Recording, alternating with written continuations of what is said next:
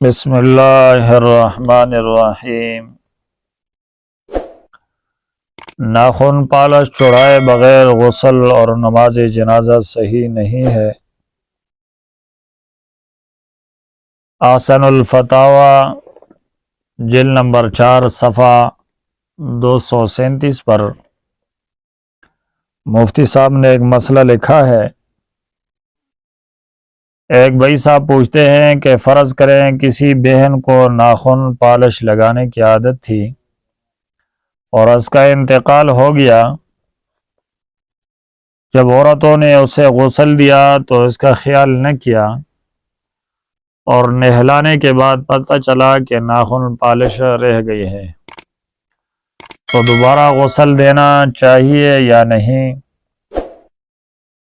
ایک جگہ کسی کا انتقال ہو گیا تھا، غسل دیتے وقت کسی نے توجہ نہ دی، بعد میں دیکھا گیا تو بتایا گیا کہ اب اسی طرح رہے گی، اب کچھ نہیں ہو سکتا، لہٰذا اس طرح دفنایا گیا، تو شریعت کی روح سے اس کا کیا حکم ہے؟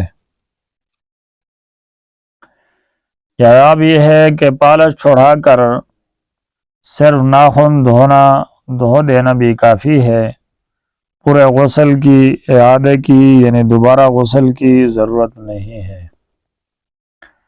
پالش چھڑا کر ناخن دھونا فرض تھا، بدون چھڑائے یعنی بغیر چھڑائے غسل صحیح نہ ہوا۔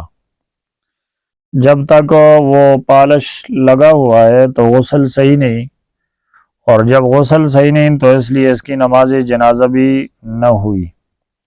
جس جاہل نے یہ مسئلہ بتایا ہے کہ اب دھونے کی ضرورت نہیں، وہ سخت مجرم ہے، اس پر توبہ فرض ہے۔ یعنی جس نے یہ مسئلہ بتایا ہے کہ پالش دھونے کی اس جگہ دھونے کی اب ضرورت نہیں ہے، تو مفتی صاحب لکھتے ہیں وہ سخت جرم ہے اور اس پر توبہ فرض ہے۔